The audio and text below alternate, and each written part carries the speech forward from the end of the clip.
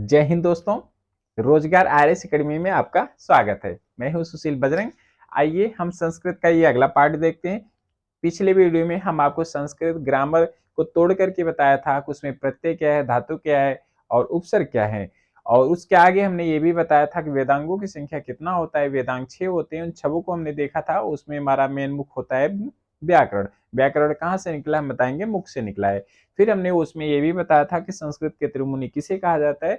3 लोग होते हैं, पाणिनि, कात्यायन और पतंजलि। मेरा वीडियो उन भाई बहन के लिए बहुत ही ज्यादा खास रहेगा जिससे संस्कृत कुछ भी नहीं आता होगा। मैं संस्कृत 0 स्तर से स्टार्ट ही किया हूँ। एक एक पॉइंट आपको समझाते हुए चलूंगा। आइए हम पाणिनि के बारे में देखते हैं। पाणिनि का ग्राफ क्या है, इनका क्या रचना है, इनका जन्म कहाँ है, ये सब देखिए। महर्षि पाणिनि के बारे में इसमें पहला ये क्वेश्चन हो जाता है कि अष्टाध्यायी के लेखक कौन है। तो आप बताना कि अष्टाध्यायी के लेखक हमारे महर्षि पाणिनि जी है। अगर इनका अध्याय पूछता है तो आप इनका अध्याय बताना। 8 अध्याय होता है और 32 पाद होता है। लगभग अगर सूत्र पूछता है तो आप बताएंगे 4000 इनका सूत्र होता है। अगर परफेक्ट पूछा जाता है कि इनका कितना सूत्र है तो आप बता देना। तो उस समय परफेक्ट है इनका 3965 है। कितना है ये? 3965 इनका परफेक्ट है। लेकिन ये नहीं क्वेश्चन करता है, हमसे सिर्फ यही पूछता है कि लगभग इनका कितना सूत्र है। तो आप बताना 4000 इनका लगभग सूत्र है। अष्टाध्यायी का प्रथम सूत्र पूछता है तो हम बताएंगे वृद्धिरादय है। अष्टाध्यायी का प्रथम सूत्र हमारा क्या है? वृद्धिरादय है। ठीक है। अगर ऐसा क्वेश्चन किया तो हम बताएंगे वृद्धिरादय है। और अष्टाध्यायी का अंतिम सूत्र पूछता है, आप बताना अ है। अष्टाध्यायी का अंतिम सूत्र अ है और प्रथम सूत्र करता है तो हम वृद्धिरादय बताएंगे। ओके, चलिए आगे चलते हैं। अष्टाध्यायी किस पद्धति पर आधारित है? आप बताना। अष्टाध्यायी जो है वो वैज्ञानिक पद्धति पर आधारित है। किस पद्धति पे आधारित है? वैज्ञानिक पद्धति पे आधारित है। अष्टाध्यायी किस शैली में लिखा गया है? तो हम बताएंगे कि सूत्र शैली में लिखा गया है। ठीक है, किस शैली में लिखा गया है? सूत्र शैली में लिखा गया है। और अष्टाध्यायी शब्द में कैसा समास है? हम बताएंगे द्विगु समास है, क्योंकि वह नाम ये संख्या से क्लियर है। अष्टाध्यायी में कैसा समास है? तो हम बताएंगे कि द्विगु समास है। कैसे समास है? द्विगु समास है। और जब इसका हम समास विग्रह करते हैं तो इसका हो जाता है अष्टानाम अध्यायानाम समाहार। ठीक है, अगला पॉइंट इसके आगे देखते हैं। ठीक है, यहां तक तो समझ में आया होगा। चलो ठीक है, ये देखिए कुछ और पॉइंट है पढ़ने के बारे में।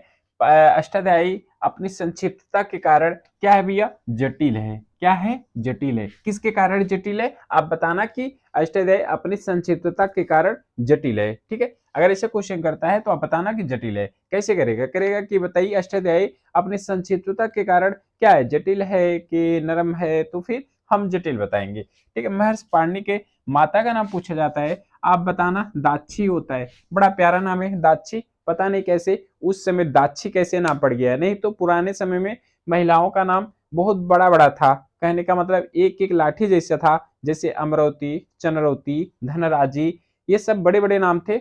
लेकिन बहुत ही अच्छा नाम। महर्षि पाणिनि के माता का नाम दाक्षी और पिता का नाम जो है वो पड़िन है। कहने का मतलब पिता का जो नाम था उनके नाम से ही उनके बेटे का नाम पड़ा पड़िन।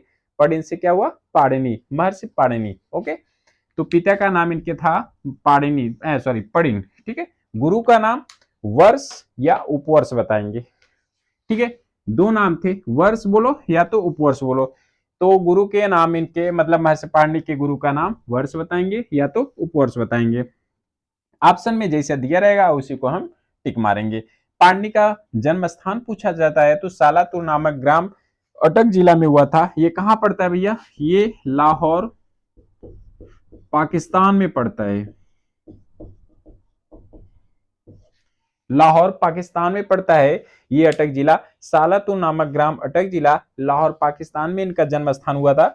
और पाणिनि का वंश पूछा जाता है तो वो नंद वंश होता है। ठीक है, इनका कैसा वंश है? नंद वंश है। और पाणिनि का उपासक पूछा जाता है तो हम शैव उपासक बताएंगे। शैव उपासक कहने का मतलब ये भगवान शंकर के क्या थे? पुजारी थे। भगवान शंकर।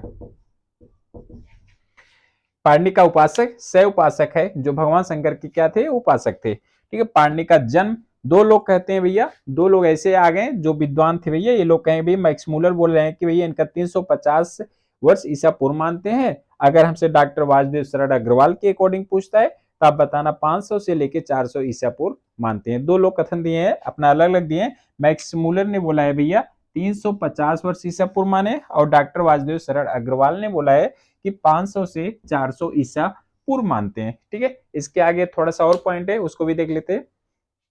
यहां तक समझ में आया ना? ये पाणिनि के बारे में अभी हम चर्चा कर रहे हैं। ओके, आगे देखते हैं। पाणिनि, अगर पाणिनि की शिक्षा पूछा जाता है, हमसे कहा जाएगा कि पाणिनि की शिक्षा कहाँ पे हुआ है, आप बताना। तक्षशिला विश्वविद्यालय पे हुई थी। पाणिनि का अन्य रचना पूछा जाता है तो हम जामवती विजयम बताएंगे। क्या बताएंगे? जामवती विजयम है, और हमारा पाताल विजयम भी है।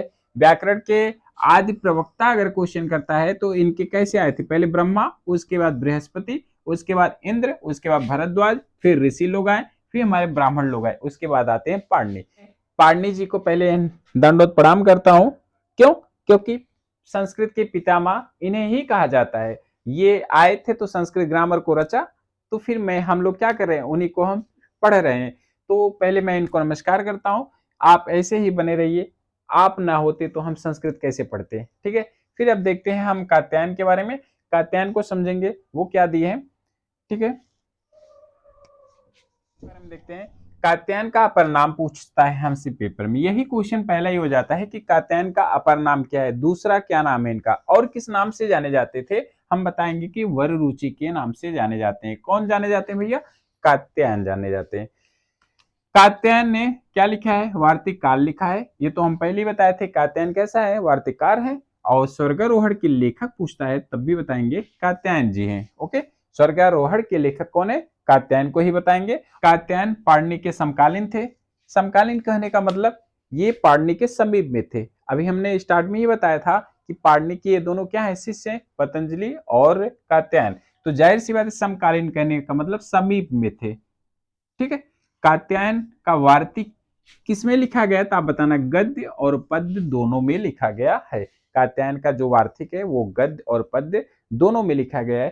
ठीक है, ये इनके बारे में मैं कात्यायन को भी दंडवत प्रणाम करता हूं। फिर आगे हम देखते हैं कि पतंजलि के बारे में, और पतंजलि को देखते हैं इनका क्या क्या मैटर है।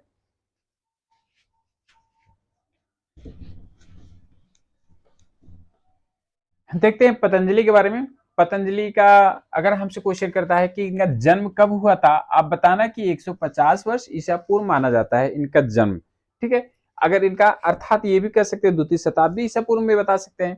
जो योग सूत्र है, महाभाष्य है, महानंद काव्य है, ये जो तीनों रचना है, कौन दिया है? पतंजलि ने दिया है। कौन दिया है? पतंजलि महोदय ने दिया है। बाकी पतंजलि जो है वो कहाँ के निवासी थे? गोनार्ध गोंडा के वो निवासी थे। ठीक है, पतंजलि के माता का नाम पूछता है तो हम गौड़िक्या बताएंगे। क्या बताएंगे? इनकी माता का नाम गौड़िक्या है। ठीक है, आइए अगला पॉइंट देखते हैं। सब अच्छे से समझ में आ रहा होगा। एक एक पॉइंट समझते हुए ऐसे हम आगे चल रहे हैं। कुछ पॉइंट ऐसे हैं जो क्वेश्चन पेपर में देता है, हम लोग बता नहीं पाते, बच जाते हैं। ठीक है, उसको मैं यहीं पे खत्म कर दे रहा हूं। जैसे ये सिद्धांत कौमुदी की लेखक अगर हमसे क्वेश्चन करता है तो हम भट्टोजी दीक्षित को बताएंगे। किसको बताएंगे? भट्टोजी दीक्षित। ध्यान देना, सिद्धांत कौमुदी का लेखक जब क्वेश्चन करेगा, यदि लघु सिद्धांत कर दिया, अभी सिद्धांत के पहले हमने क्या जोड़ दिया? लघु। अगर लघु सिद्धांत कौमुदी के लेखक पूछा तब बताएंगे वरद राजा चार जी को बोलेंगे। क्योंकि देखो, हम पढ़े रहते हैं सिद्धांत कौमुदी के लेखक भट्टोजी दीक्षित, और उसी के आगे लघु जोड़ दिया, लघु सिद्धांत कौमुदी के लेखक, तब बता देंगे वरद राजा चार जी को बताएंगे। किसको बताएंगे? वरद राजा चार को बताएंगे। फिर लघु सिद्धांत इसमें भी दे दिया। कौमुदी का प्रथम सूत्र पूछा जा रहा है, कह रहा है कि लघु सिद्धांत कौमुदी का प्रथम सूत्र पूछा जा रहा है, तब हलंतम बताएंगे। क्या बताएंगे? हलंतम। इसका जो प्रथम सूत्र होता है वो हलंतम होता है, और इसी का अंतिम सूत्र होता है यूनास्ति ही होता है। क्या होता है? यूनास्ति होता है। ठीक है, और एक चीज हमने यहाँ पे क्या दिखाया है, जो ये कौमुदी कौमुदी कौमुदी 3 बार आया है, इसी कौमुदी में हम लोग भाग जाते हैं। आप यही रखना, मध्य, सार और लघु।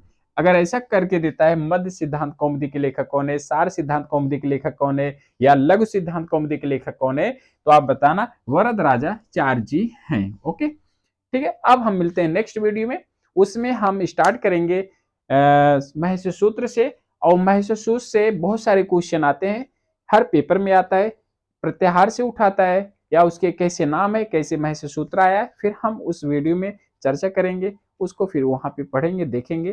तब तक के लिए धन्यवाद। जय हिंद दोस्तों।